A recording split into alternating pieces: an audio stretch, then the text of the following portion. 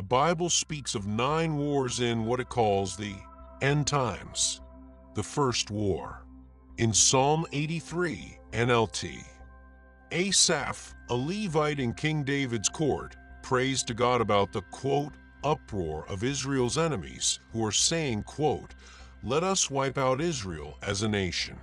We will destroy the very memory of its existence." The nations Asaph identifies are Edomites, Ishmaelites, Moabites, Hagrites, Jebuelites, Ammonites, Amalekites, Philistia, Tyre, and Assyria.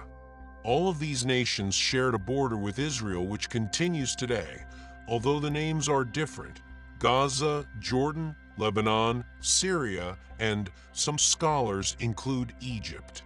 Asaph asks God to, quote, utterly disgrace them until they submit to your name.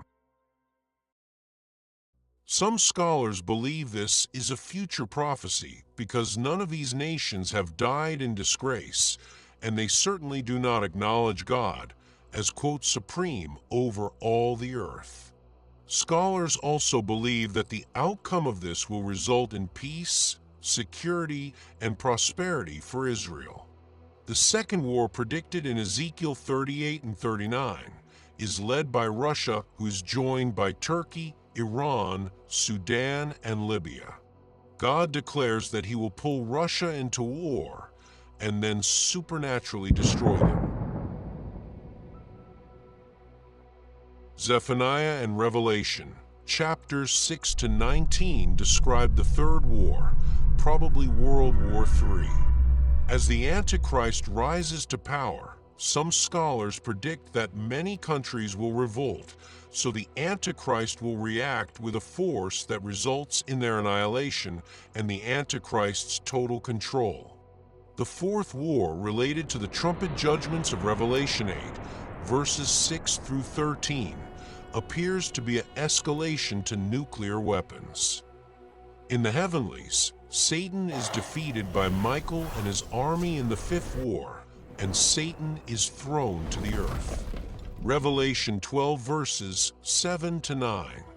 At this time, Satan possesses the Antichrist, who then begins to declare he is God.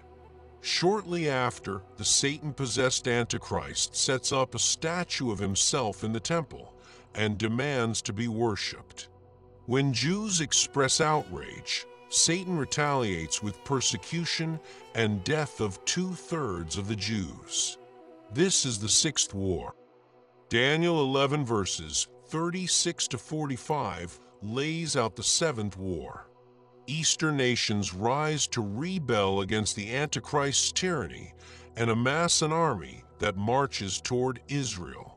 However, all are defeated by the Antichrist. Armageddon, War number 8. Joel 3, Zechariah 14, Revelation 19. Just as the Eastern nations rebelled, armies march toward Israel from the north and east, and the Antichrist plans to meet them at Armageddon. Then Jesus appears on the Mount of Olives. With a command, Jesus destroys the Antichrist and all the armies with a plague. War number 9 occurs at the end of the millennium, when Satan is released from the bottomless pit. Revelation 20 verses 7 to 9. As he did before with the angels, he gathers followers to again try to defeat Jesus. This time, fire from heaven will come down and consume them. Satan is then thrown into the lake of fire, Revelation 20 verse 10, and God proceeds to create the new heaven, the new earth, and the new Jerusalem. Revelation 21. These events are happening now. Jesus is returning soon. Crucified, rose, ascended, enthroned, returning, reigning.